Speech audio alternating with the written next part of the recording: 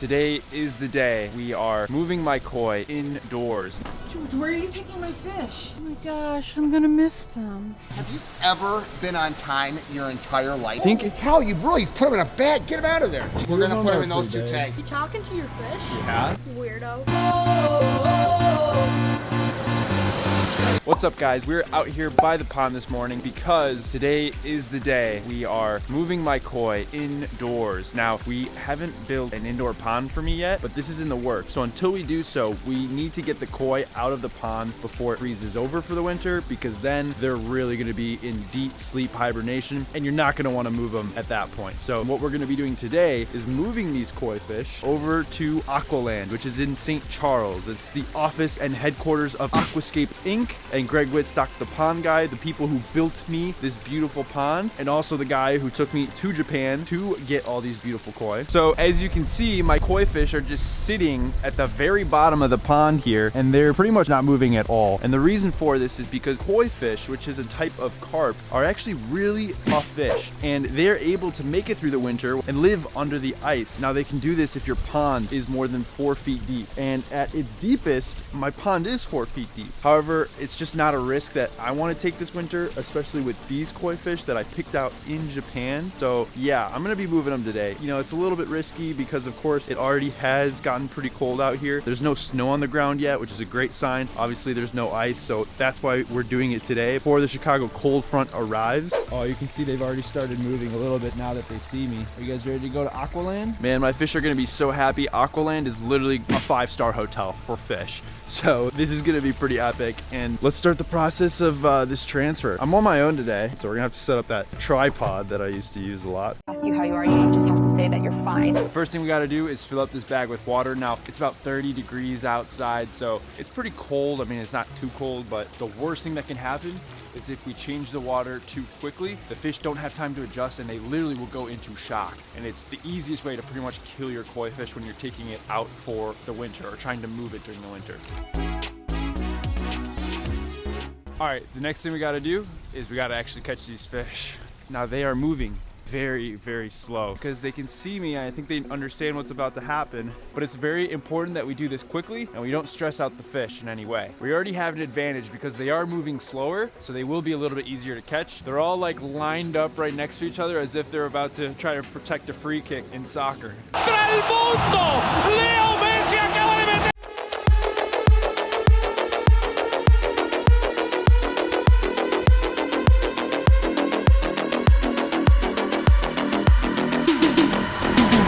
Run. I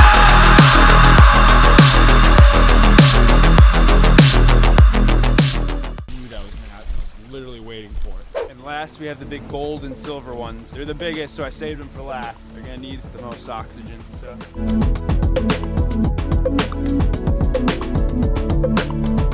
All right, so now that we caught them, we move them sideways so that they can spread their bodies evenly, and then we're gonna load them into the car.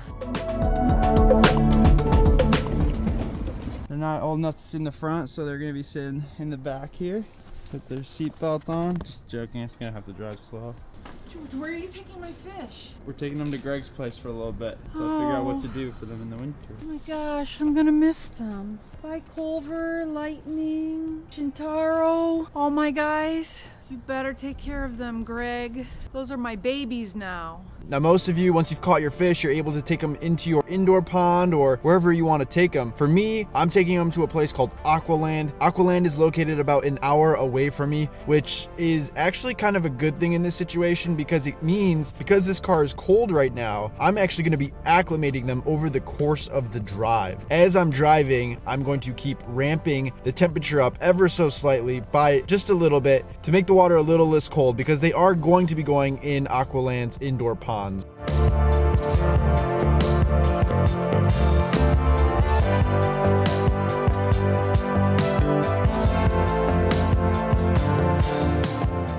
Time to go find Greg so I can get some help unloading these guys.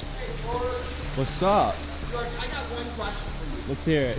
Have you ever been on time your entire life? Almost never, no. Oh man. my. I'm so I am sorry. the most time anal man you will ever meet. It's okay. a really bad habit. It's really bad. I know. You're lucky that I like you. So you see the tank? You guys threw some like almond leaves in there to... No, we got the tannins. You know what I got in there right now? I got a mata mata. It's a mata mata. It's the coolest turtle from Brazil, where you're going to go with Heiko Blair, hopefully, right? Can you see the smile? Can you see the smile? It looks like a leaf.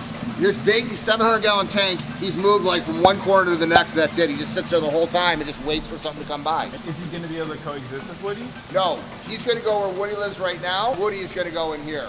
Here's the man himself. Ba-da-da. What's up, man? We've made it to Aqualand. We're with Greg Whitstock, the pond guy, and Ed, the pond professor. I haven't really mentioned it yet, but the plan is Ed, the pond professor, master guru, obviously, everything ponds, is gonna come to my house. He's gonna come help me build something Really cool, a one-of-a-kind indoor pond to Got it. have these fish and maybe some other cool exotic freshwater It's gonna be fish. so awesome. How many fish do you got? Hal, you really put them in a bag. Get them out of there. Jeez. Yeah.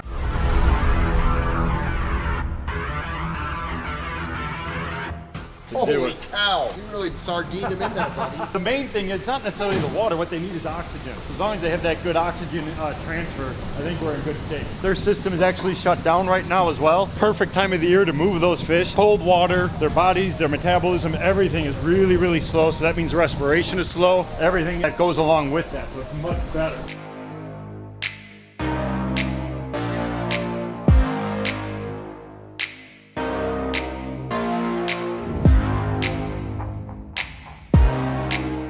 All right. Do you miss them? Do you remember your brothers and sisters? Oh, these are also from Japan. Those are our Japanese koi. So these are all of Greg's koi that he got in Japan, and obviously You don't want to mix koi just in case they carry diseases or any other things. You don't want to intermingle the kois. How many are in here?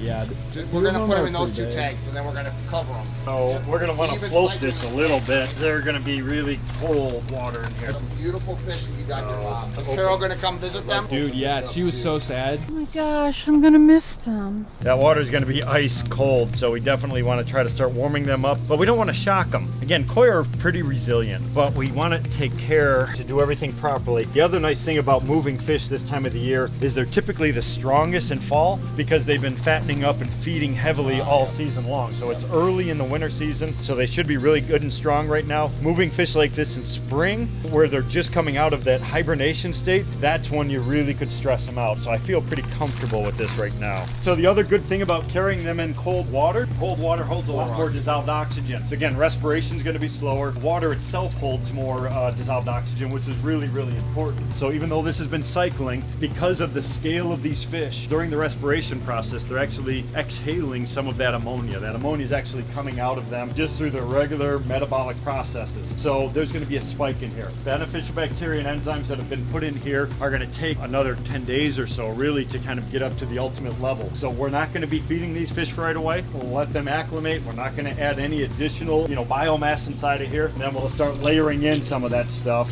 as we're moving along. So we're just going to put a little bit in there. Nice thing about this, you really can't overdo it. It's not going to harm anything. But what it'll do is it'll get rid of that ammonia, because ammonia is highly toxic to koi. Now, in a normal cycle pond, you're not going to have an issue with it. That's because of the high biological activity, as well as the stocking rates that we have on all of our ecosystem ponds. I'm always very diligent. I don't want to overstock things, because when you start cramming fish together in a small space, I like to keep them in an outdoor environment where they have lots of space. When you give them lots of room to roam around, there's less stress on them, less ammonia spikes, less nitrate, all that water quality parameters are better, and then your fish are going to be happier and healthier. Wow, okay, my babies, they're starting to move again. They're starting to liven up. Hi, babies, yes, it's okay, it's okay. They're gonna take care of you guys for a month before we build you guys an even better new home at my place. You talking to your fish? Yeah. Weirdo. These guys are some of my favorite fish I've ever had. They really are like my babies. I mean, I picked them out in Japan. They've flown across the world to get here, and I just want the best for them. Here, Joe, why don't you do this? I Come don't on. know, those are pretty expensive. All right, so these guys are moving, so I think should be good to go. So we're gonna be splitting the fish between these two bins. Oh, yeah. We're gonna throw some more of the, what is it, the And ammonia? then Protect for Potash helps with their slime coat, right, Ed? Yep, exactly. All right, you can come back and visit them until we put your pond in. Yeah. They're alive again. You guys woke up from hibernation.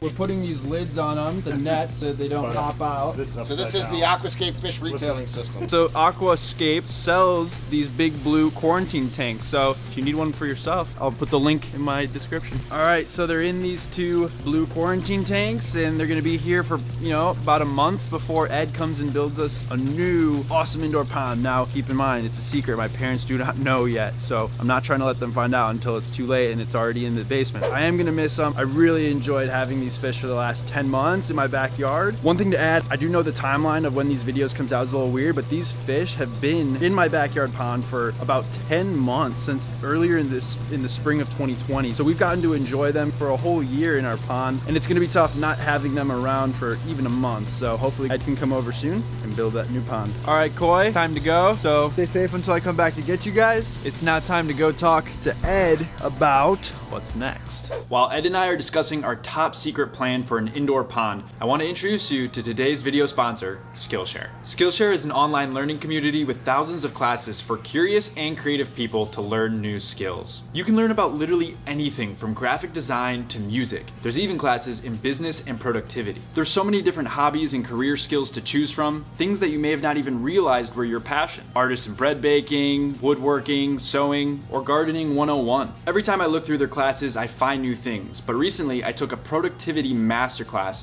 called Hack Motivation and Beat Procrastination by Ali Abdal, which was extremely practical, a course I honestly feel everyone should take to improve their daily habits and become more efficient. Regular Skillshare is less than $10 a month, but the first 1,000 people to use the link in my description will get a free trial of Skillshare Premium. All you gotta do is click on that link down below. All right, guys, that does it for this video. Make sure to check out Greg's channel and Ed's channel. I'll put the links down below. Awesome guys, amazing builds that they do. This is an amazing place, so I have no doubt they're gonna take really good care of my koi. If you guys have any questions about how to transfer koi, move your koi, or just fish questions at all, leave them in the comments down below. I'll do my best to circle back and answer as many as I can. Make sure to give the video a like and subscribe. As you heard, I have some big plans for these koi coming up probably around February of 2021. I will see you guys in the next one, but until then, remember to keep those nitrates low.